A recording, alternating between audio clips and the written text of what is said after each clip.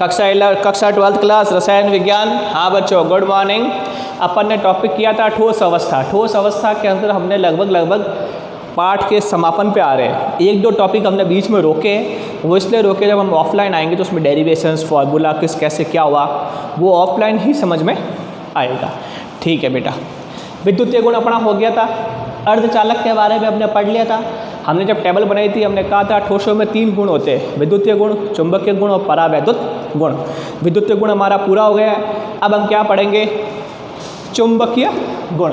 चुंबकीय गुण इन्हें 5 प्रकारों में बांटा गया है। इन्हें 5 प्रकारों में बांटा गया है। बस आज का हमारा टॉपिक यही होगा।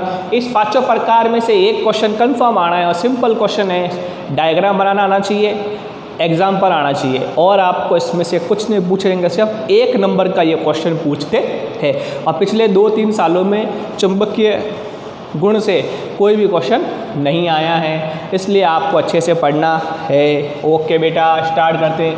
सबसे पहला होता है अनुचुंबकीय। अनुचुंबकीय ठोस या पदार्थ, या किताब में लिखा हुआ अनुचुंबकत्व। अनुचुंबकत्व समझ में आ गई। पैरामैग्नेटिज्म। पैरामैग्नेटिज्म। अब देखो कुछ नहीं है, अब आपको 11th क्लास में जो एमओटी बनी थी, एमओटी, उस एमओटी में हम पढ़ते थे चुंबकीय गुण। यदि किसी परमाणु के पास इलेक्ट्रॉन अयुग्मित अवस्था में होगा तो अनुचुंबकीय, और जोड़े में अगर इलेक्ट्रॉन है तो क्या कहलाता था? प्रतिचुंबकीय। वही सिस्टम हम यहाँ करेंगे। याद रहे, ये चुंबक के 2 ध्रुव N और S, इसके बीच में हमने वस्तु रखी क्रोमियम Cr+2। अब जैसे ही क्रोमियम इसके बीच में रखेंगे, यहाँ से चुंबकीय बल रेखाएं निकलेगी। इन चुंबकीय बल रेखाओं को क्रोमियम क्या करेगा? आकर्षित करेगा। क्या करेगा? आकर्षित करेगा। क्रोमियम को जब N और S चुंबकीय ध्रुव के मध्य रखेंगे तो क्रोमियम चुंबकीय बल रेखाओं को क्रोमियम क्या करेगा? आकर्षित करेगा। इस गुण को हम क्या कहते हैं? अनुचुंबकीय गुण। और इस ठोस को हम क्या कहेंगे? अनुचुंबकीय ठोस। क्वेश्चन आता है क्यों करता है, क्यों अनुचुंबकीय गुण उत्पन्न होता है? तो आंसर क्या आएगा? अयुग्मित इलेक्ट्रॉन,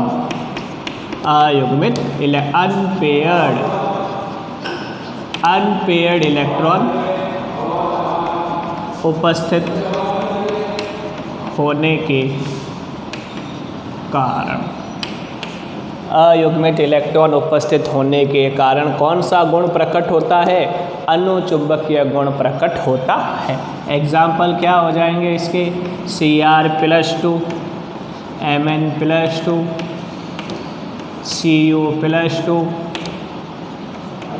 Fe+2। समझ में आ गई बात? बी पॉइंट हमारा आता है प्रतिचुंबकीय।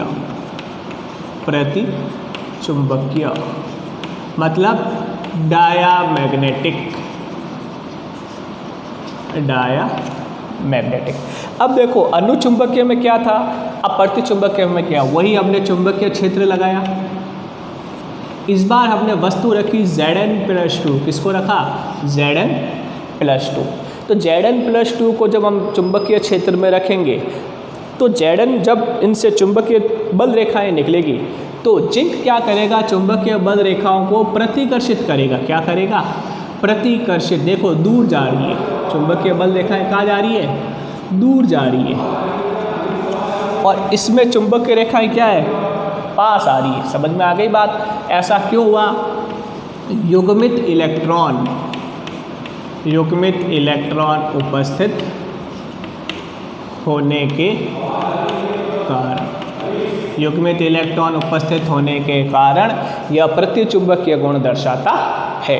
और अयुग्मित अनपेयर्ड इलेक्ट्रॉन, इसमें कौन से इलेक्ट्रॉन होंगे? पेयर्ड। समझ में आ गई बात? क्लियर? एग्जाम्पल इसका क्या हो जाएगा? Zn+2, Hg+2, Cu+1 Cd+2। Clear. C point आता है हमारा लोह चुंबकीय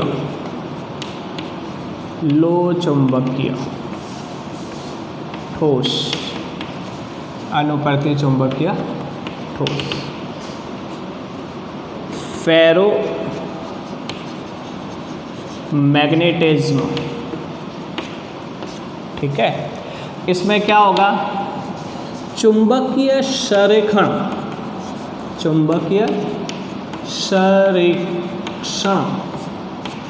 मैग्नेटिक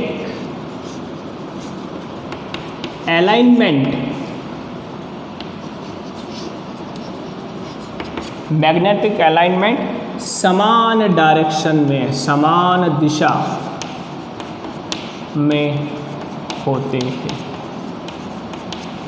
ऐसे पदार्थ जिनको लंबे समय तक चुंबकीय क्षेत्र में रखने पर उनमें चुंबकीय गुण उत्पन्न हो जाता है। जब उन पदार्थों को चुंबकीय क्षेत्र से हटा लिया जाता है, उसके बाद भी उन पदार्थों में स्थायी चुंबकीय गुण उत्पन्न हो जाता है। उन्हें हम लोह चुंबकीय ठोस कहते हैं।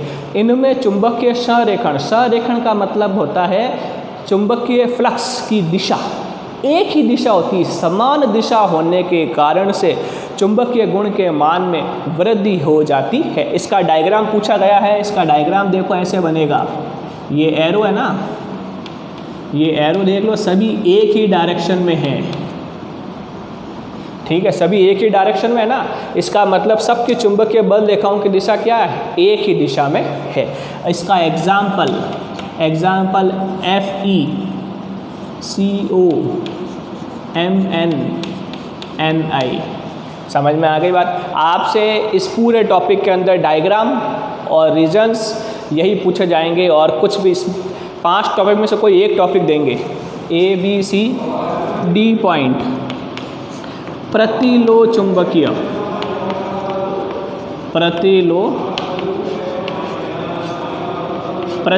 चुंबकीय ठोस। ठीक है, इसका क्या होगा डायग्राम, इसका डायग्राम ऐसे होगा।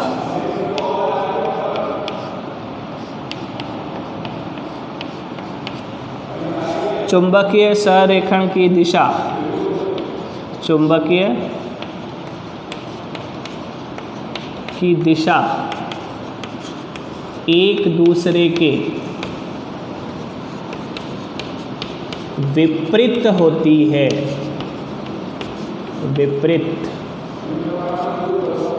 होती हैं, एक दूसरे के विपरीत होती है। मतलब इसमें चुंबकीय बल रेखा एक दूसरे के क्या होगी, पैरेलल नहीं होकर के क्या होगी, एंटी पैरेलल होगी, एक दूसरे के प्रति समानांतर होगी। एक ऊपर जाएगी तो एक नीचे, एक plus half minus half, plus half minus half, plus half minus half.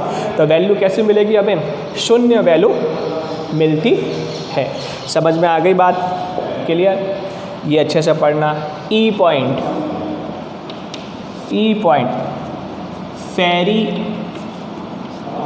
चुंबकीय ठोस, फेरी चुंबकीय ठोस या फेरी। ठीक है, इसके फेरो, इसमें देखो डायग्राम कैसे बनेगा, इसमें डायग्राम ऐसे बनेगा।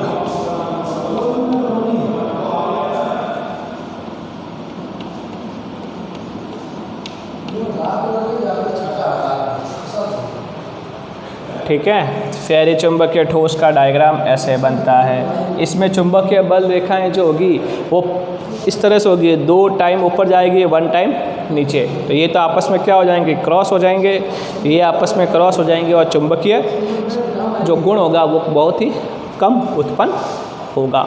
समझ में आ गई बात। याद रहे बच्चों, क्वेश्चन कैसे आएगा वो सुन लो। प्रति चुंबकीय ठोस किसे कहते हैं, आपको चित्र बनाना है, ये रीज़न लिखना है, ये एग्जाम्पल लिखना है। लोह चुंबकीय ठोस का चित्र बनाइए, ये इसका चित्र हो जाएगा, ये इसका एग्जाम्पल हो जाएगा। मैंने फेरी चुंबकीय ठोस और प्रतिलोह चुंबकीय ठोस के एग्जाम्पल नहीं लिखे, मैं वापस रिपीट करता हूँ। फेरी चुंबकीय ठोस और प्रतिलोम चुंबकीय ठोस के मैंने एग्जाम्पल नहीं लिखे हैं, आप अपनी किताब में से ढूंढ कर आप लोग लिखोगे।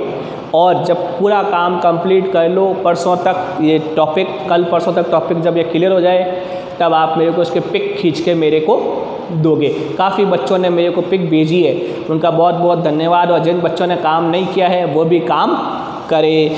प्रतिलोम चुंबकीय ठोस और फेरी चुंबकीय ठोस का एग्जाम्पल आप खुद किताब से नोट करोगे, इस बहाने थोड़ी बहुत किताब भी खोलोगे, आप समझ में आ गई बात। आज का ये टॉपिक हमारा यहीं पे ख़त्म होता है, चुंबकीय गुणों के बारे में हमने पढ़ा। थैंक यू बेटा।